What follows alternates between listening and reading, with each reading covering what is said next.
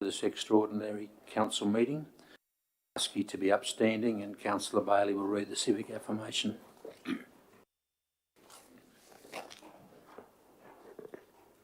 We, the Council of the Armidale region, declare that we will undertake the duties of Office of Councillor in the best interest of our community and faithfully and impartially carry out the functions, powers, authorities and discretions vested in us to the best of our skill and judgment. Thank you, Councillor Bailey. The Deputy Mayor to read the acknowledgement of country, please. We acknowledge the traditional custodians of this land and pay our respects to elders past, present and emerging. The Armidale Regional Council pays tribute to their love of land, love of people and love of culture. Thank you, Councillor. Please be seated. This meeting is being audio and video recorded, and the recording of the non-confidential parts, of which there are none, of the meeting will be available on the internet. No other persons are permitted to record the meeting unless specifically authorised by the Council to do so. There are no public addresses, and I ask those present if they might please make sure your mobile phone is turned off. Thank you. General Manager, at the outset, let me thank you for providing this business paper at very short notice. We do appreciate your efforts and that of your staff in that respect. There are no apologies. Are there any disclosure of interests, councillors? No disclosures. We move to item 5, the mayoral minutes. The first of those is the matter of council facilities for the mayor. I move the recommendation. As it's a mayoral minute, there's no need for a seconder. Is there any commentary, any issues? It's a small cost-saving measure and showing some example in terms of tightening the reins on our expenditure. So I'll put that recommendation. Those in favour? To the contrary, carried unanimously. Item 5.2 is a mayoral minute about planning inspections. It's a mechanism to enable councillors to be better informed on what we are usually in difficult DAs. So I move the recommendation. Is there any comments anywhere? All happy? Thank you. I'll put that to the vote. All those in favour? To the contrary, carried unanimously. Item 5.3. Reduction in the number of councillors. I move the recommendation to progress constitutional referendum, and this minute is simply about giving our constituents a say on the future size of the Armidale Regional Council. And as the report says, there'd be some cost savings. It wouldn't take effect if it was to occur until the elections in 2024. I move the recommendation. Is there any commentary, any questions? All happy to proceed? Mr. Mayor? Yes, Councillor. As the councillor was elected 11th, I think it's a great move, and it's up to the people to decide whether. And I think 9's a good number, as you suggested. Tamworth's got 9, Clarence Valley's got 9. And I think it's a worthwhile thing. I think between now and next September we might become enamoured with 7, but that's a different matter. Okay, thank you for that. I'll put the recommendation. All those in favour? To the contrary, carried unanimously. Item 5.4, the Code of Meeting Practice Introduction of Presentations. Again, I move the recommendation.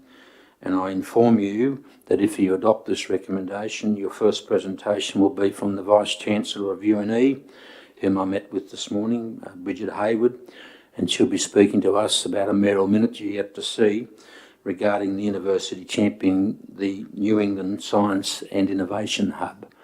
So with that information, are there any questions? Yes, Councillor. If we get an excellent presentation and it encourages some action by council, can that be dealt with under matters arising? Thank you. That's a matter for the code. I'll defer to Mr. Rayner. My personal thinking would be that it would be appropriate to get a staff report so that we get balance before we make a decision on any matter that might arise at a presentation. But Mr. Rayner, your views? Look, Mr. Mayor, I think that's wise because there can be cost implications. There can be resource allocations required. So I think it's best to take on board the information that is conveyed and maybe ask for a report, and then you have all the information prior to taking a decision. Thank you, Mr. Rayner. At the conclusion of that presentation, it would be appropriate to move that we have a report to consider, and that'll keep it alive. So thank you for that. Anything else? If not, I'll put the recommendation on 5.4. All those in favour? To the contrary, carried unanimously. And 5.5, councillor tours and community engagement arrangements. I think I'll move the recommendation and simply say we all recognise in our discussions, whilst we're in limbo, how vital it will be to reconnect, to engage and to listen. So there's a series of mechanisms in here. I'm very open to other suggestions as time goes by to enhance our engagement with our community, because we've got a lot of catching up to do in terms of trust and confidence. So are there any commentary, questions? No? If not, I'll put the recommendation under 5.5. All those in favour? To the contrary, carried. We now move to the 6 series items, and we have a supplementary item as well, and a verbal update from the General Manager in relation to the Gyra Preschool. But item 6.1 is the matter of the General Manager's Performance Review Committee. Mr. Rayner. Councillors, this report seeks the formalisation of arrangements with the performance agreement and the reviews for the General Manager. It seeks the appointment of a councillor to the committee. It's based on what was probably the practice of the council in the past, and also it's based on the OLG guidelines. Thank you, Mr. Interim General Manager. Motion to adopt the recommendation. Thank you, Councillor O'Connor. Seconded, Councillor Robinson. Presuming that this recommendation is adopted, I'll then call for nominations to fill that position. Is there any need for debate? Can I ask a question, please? Sure. And that question is, one of the key issues in relation to the performance review is getting the key performance indicators correct. And I just wondered if all councils would be involved in setting the key performance indicators. I assume that would be standard, would it?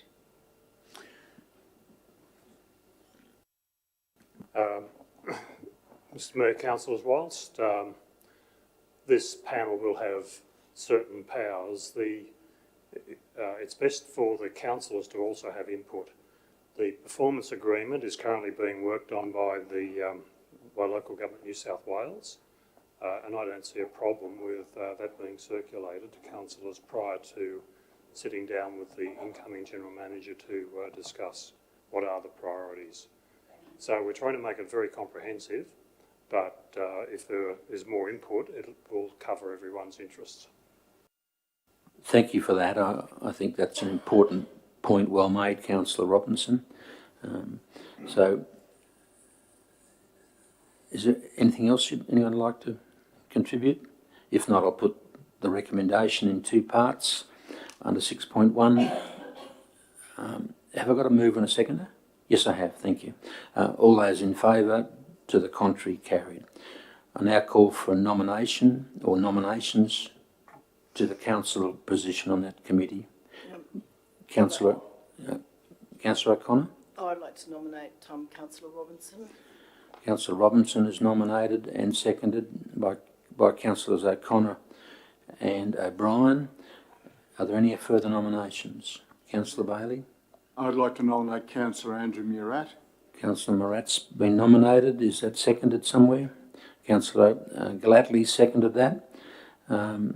Okay, looks like, can we have the method of voting?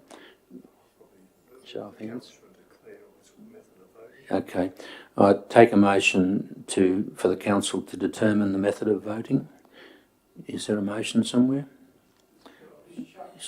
It's been moved, councillors Morat and Gallatley, that it be by show of hands. Any opposition to that? Okay, put that, it's carried. Show of hands. Those supporting the nomination of Councillor Robinson, raise your hands, please. 3. Those supporting the nomination of Councillor Morat.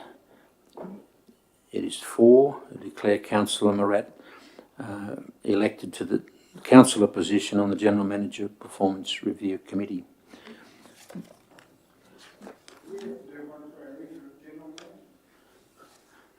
He's fortunately he hasn't been through the ballot box.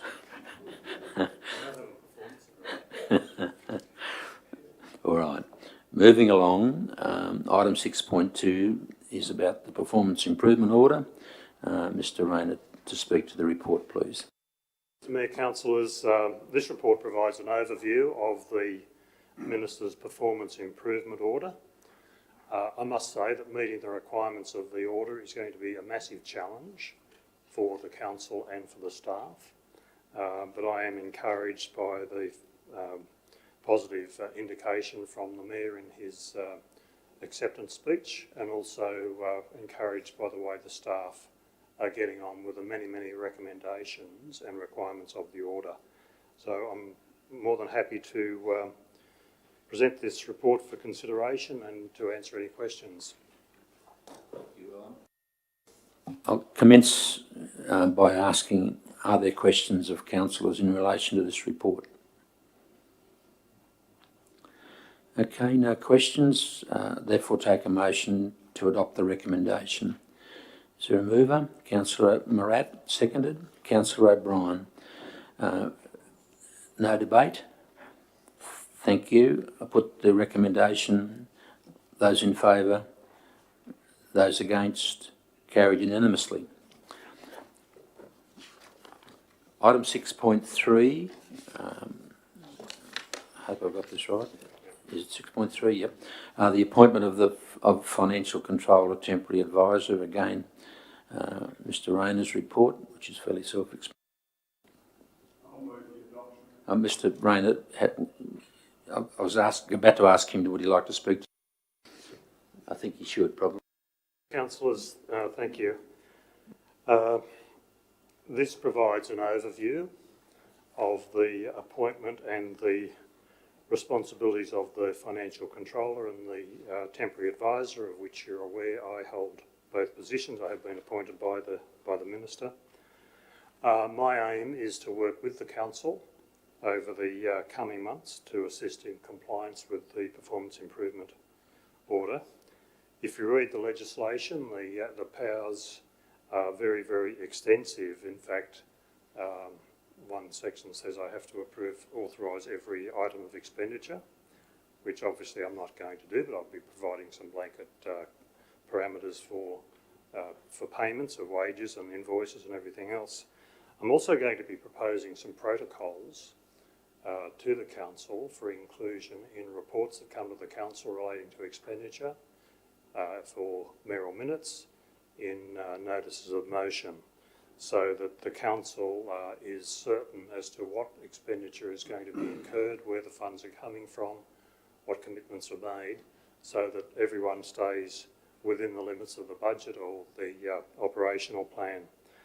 I'm also going to be proposing some protocols which will be based around accountability of staff for their budgets, that you won't get a report 6 months after a job is completed that there's been an overrun.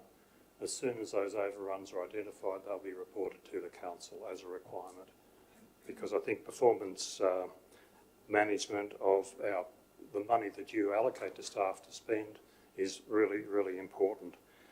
So with that, Mr. Mayor, I'll present the report and would answer any questions. Thank Thank you, Mr. Interim General Manager. Are there any questions? Okay. I'll now take your motion, Councillor Bailey. Thank you that the council receive and note the report. Seconded somewhere, Councillor O'Connor. Any debate? If not, I'll put the motion. All those in favour, to the contrary, carried. I think the ayes have it. Okay, item 6.4. Decisions taken during the administration period. Again, Mr. Rayner's report, and I invite him to address this report, please. Thanks, Mr. Mayor. In this report, I've attempted to respond to the Mayor's acceptance speech and to list the significant matters that were determined during the 6 months under administration. So I do apologise if I have left anything out, and if I have, please let me know and we can report that to the next meeting. One of the things that has happened during that period is we've really moved to an open and transparent decision-making approach and drawn up clear lines between what is a council decision, and that's why you may see larger business papers these days, and what is an operational decision. So I would imagine that that will be kept going. So basically, I have listed those in the attachment, those what I believe were significant decisions, and if there are others, please let me know. Thank you, Mr. Rayner. Questions in relation to this item? Councillor Gallatley. I just want to make a comment, really, that I think there's not a councillor in the chamber here that doesn't applaud this, because I think it's something that we've been lacking in the past. But all I can do is give it a big thumbs up, and we really think it's a good thing. Thank you. Thank you. I was seeking questions. That statement probably could have been made when you moved the motion, but I'll let you off this time. Are there questions in relation to any of those decisions taken during the period of administration? And if you don't want to ask them today, I'm sure that if you've got a concern, you can take them to the Interim General Manager at your convenience. No? Councillor O'Connor, yes? Thank you. In relation to bringing the policies of the two councils into harmony and updating them, how far are we in terms of that task?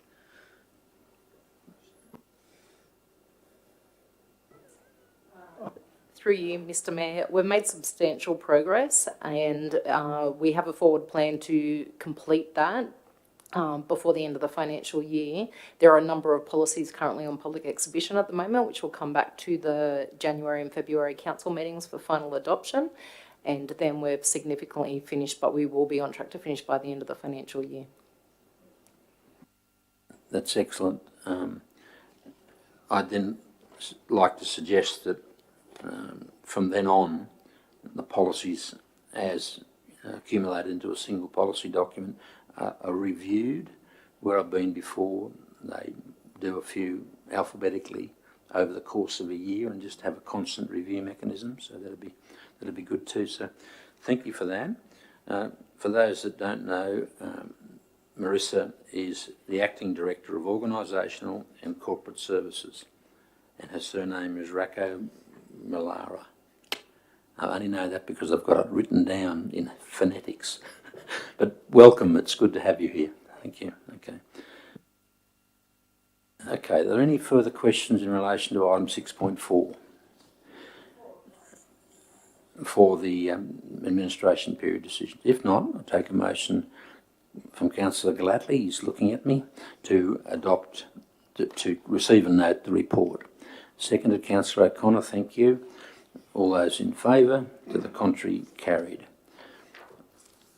Item 6.5, the organisational status report, again a report from Mr. Rayner. I invite him to speak to this comprehensive report. Mr. Mayor, councillors,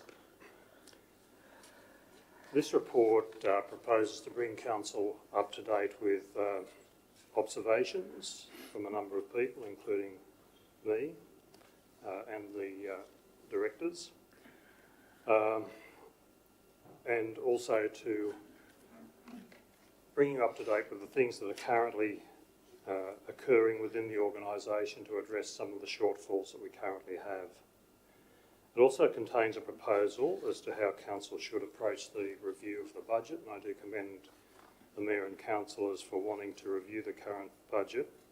I might say that that review would coincide with the consideration of the 21-22 budget, and the suggestion is that there be a series of presentations from managers. Each manager would present their own part of the budget for you to give some consideration to. It would have to be done over a number of sessions, and that's put forward for your consideration. It's proposed that the managers would talk about what's in their budget, where those funds are allocated, what services there are, what challenges they face, and it will give you an opportunity to say, well, we don't need to go in that direction, or we need to reallocate to that. But it will also set, not only identify savings for the current year, but also set a direction for the future budgets. Bearing in mind that the September review was done fairly in depth compared with regular September reviews, because we did need to find money, and we need a lot of money invested in this organisation if we're going to rebuild it and also meet the performance improvement order. I must say that the organisation has really been nearly decimated in terms of the focus on governance, and we have to rebuild that to get compliance with the Minister's order and also to meet our statutory responsibilities. Thank you for that, Mr. Rayner. I can inform us before we move on that at the suggestion of Marissa, we're going to have a session before on the day of the 27th of January meeting for about an hour and a half, fairly informal, but bringing us up to speed, coaching us in relation to governance matters in the main, some specific council policies. I believe that we're going to at least commence this budget review process on the 27th, but I know that we're all up for a series of sessions so that we can demonstrate to the public that we're really serious about improving our budgetary situation, showing some leadership. And it's been suggested to me, actually it's Councillor Bailey's suggestion, that we might be able to develop a mini budget to show savings, and Mr. Rain has informed me that we'll have the benefit of the half-yearly review, so that's all good. So, are there any questions? Councillor Bailey, then Councillor Robinson, and Councillor Morat. Yes. Question, Mr. Mayor. Something that's a bit vague in my mind.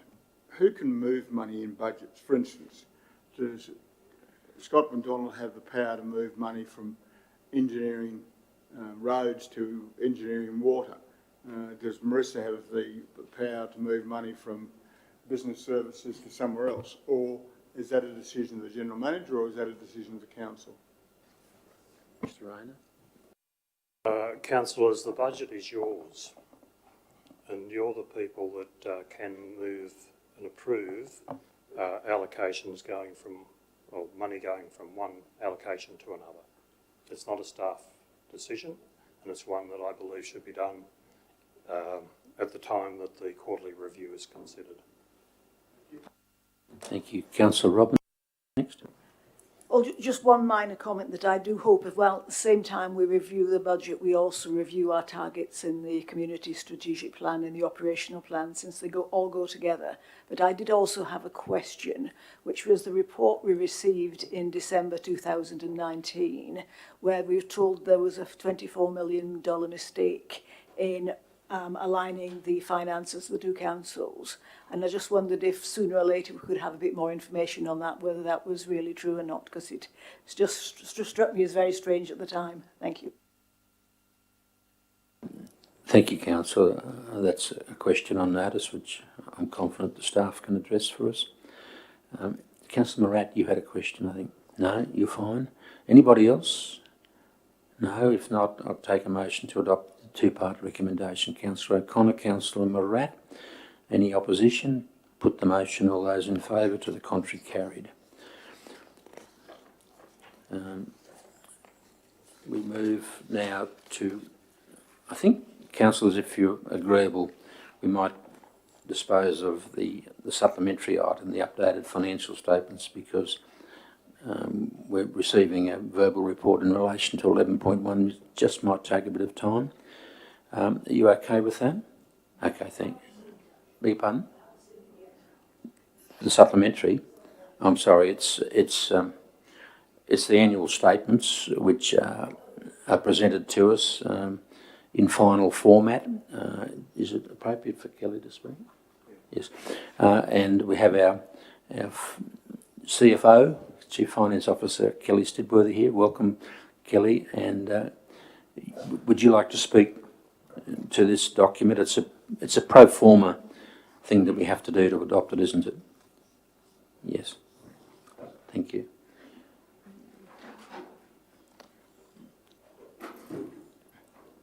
Thank you.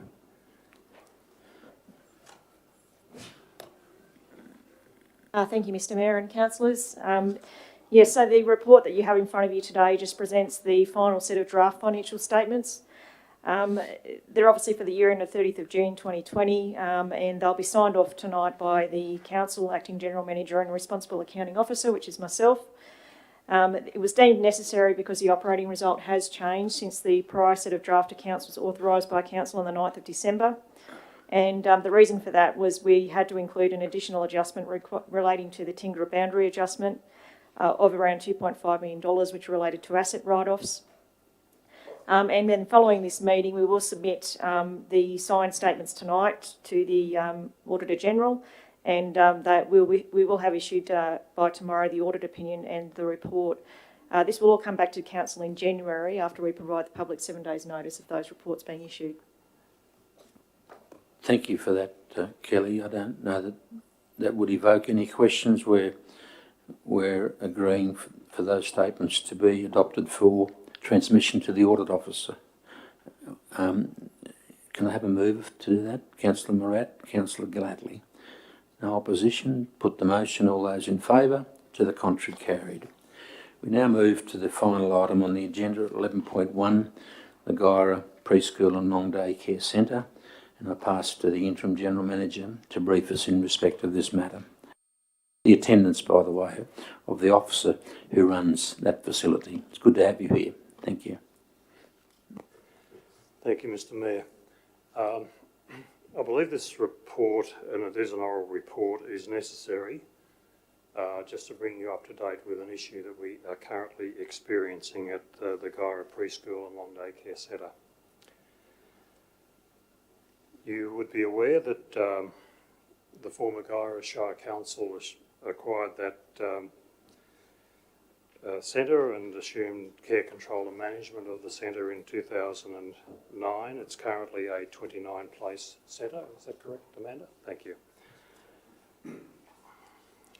So over the years there has been quite a lot of money spent on the repairing and restoring, in some cases, that facility, which is fairly old, and for those that have had a look at it, know that there are quite a few building defects in it.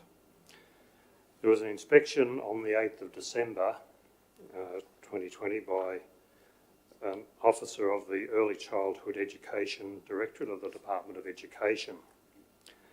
And since that inspection, a non-compliance order has been served on the council.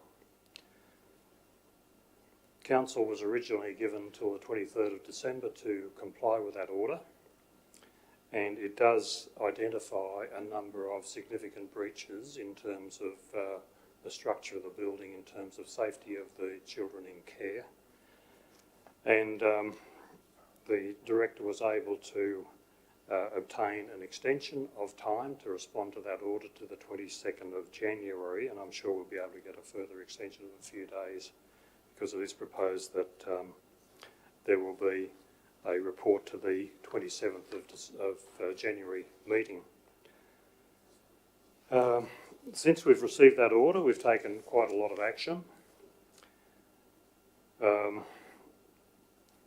Our safety team has undertaken a risk assessment of the building, and some Some of the risks are identified as extreme, others are high, and we've now forwarded that to our insurer with a mitigation plan. One of our building officers undertook a structural assessment of the building and has recommended that we engage a builder to do a more comprehensive structural report of the building. We hope to have a fence which is not compliant modified by the 6th of January. That work's currently underway, and that same builder is engaged to design and estimate what the building modifications cost might be in the storage area, in the laundry and the kitchen to make those compliant. We think at this stage we might be looking at $150,000 to $200,000 just on that, and then there will be other costs on top of that. So we are looking at, I think, quite a bill in terms of making that building compliant, and if we're not compliant, the service won't be able to operate. There is a proposal the council has been pursuing for some time to provide a 58-place early education centre and a 30-place out-of-school hours centre as well in conjunction with that. We have received some grant money for that, but because of the other works that are associated with that particular precinct and that site, we are way underfunded at the present time. We will be providing you with a report on the 27th of January, which will background both the current non-compliance issues and also the issues associated with proceeding with a new facility. And it'll be very comprehensive, but we wanted to provide you with this update now so that you know exactly where we sit. We are taking remedial action right now on some of the issues that we can address. Others will require a vote from the council. In looking at the proposed centre, I also want to undertake a peer review of the business case that was established or was undertaken to come at the 58-place centre, looking at just what, the ratios, looking at current attendance, waiting lists, demographics, and that will be undertaken by someone that specialises in the childcare industry. So, Mr Mayor and Councillors, that's an update so that you are aware. We want to share that with you, and I'd be recommending that the report be received and noted, and that a further report be presented to the Council on the 27th of January. Thank you very much. Are there any questions before? Yes, Councillor Robinson. You said that you are talking to the insurers. Could you elaborate a little bit on that as to what is insured? Is it just damage to the buildings? When you have an event like this, a situation like this, and there is a potential for claims against the council, under the policy you must notify the insurers. And that is what we've done. If we don't notify, obviously we're not covered. But we have also indicated to the insurers what our mitigation plans are. Well, thank you, Mr Mayor. My question is to the Interim General Manager. Is this a case of throwing good money after bad in terms of the Department of Education's order?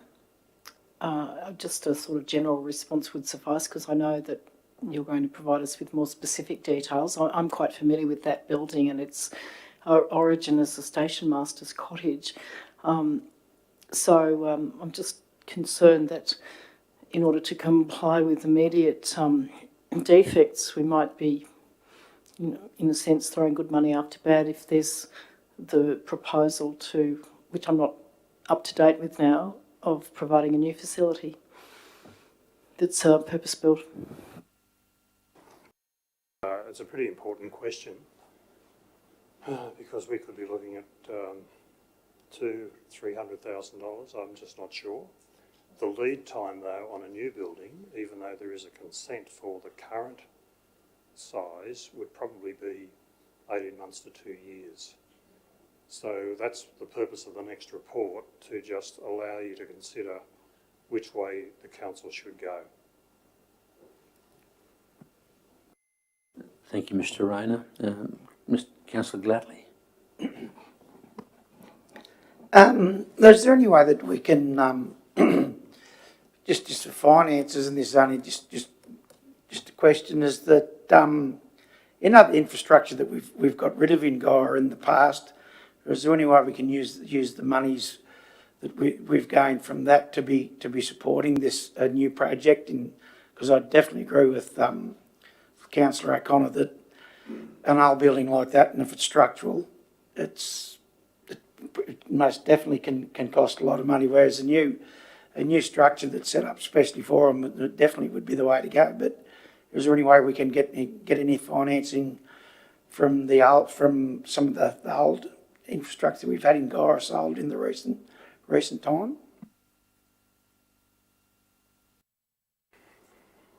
Look, I think a lot of it hinges around the size of the centre, and the project includes removing existing buildings like the university building, the men's shed. Some of those things are building up the costs, and then you've got the ancillary roadworks and parking areas, landscaping, etc. So at one end you will need to consider what the optimum size of the facility should be. In terms of the money that was gained, nearly $1 million from the sale of Galora, there's a decision of the council to report back to you on a strategy as to how you deal with land sales, revenue from land sales, whether they should go straight back into balance the budget or whether they should be used for another asset. So that will be coming forward hopefully in January. We have applied for, we already have, is it about $1 million in grant funding? Not 185 under LRCI. That's close. And we have an application in for another $2.5 million. So it will depend on the scope of the project as to whether or not we can fund it, and whether or not we have been talking with the member for New England to try and get extra funding for that project. So hopefully we'll be a bit more advanced at the end of January, but it's quite a challenge for us to get that project up and running. Thank you, Mr. Rayner, for sharing with us. One more question, yes. Mr. Mayor, through you to the General Manager, has there been any, with the old centre, which, you know, I think we're all acknowledging is probably going to be throwing good money after bad, but we don't have a lot of choice. Have we had any discussion with Goa Central School or St Mary's to see if they have available space as a short-term fix?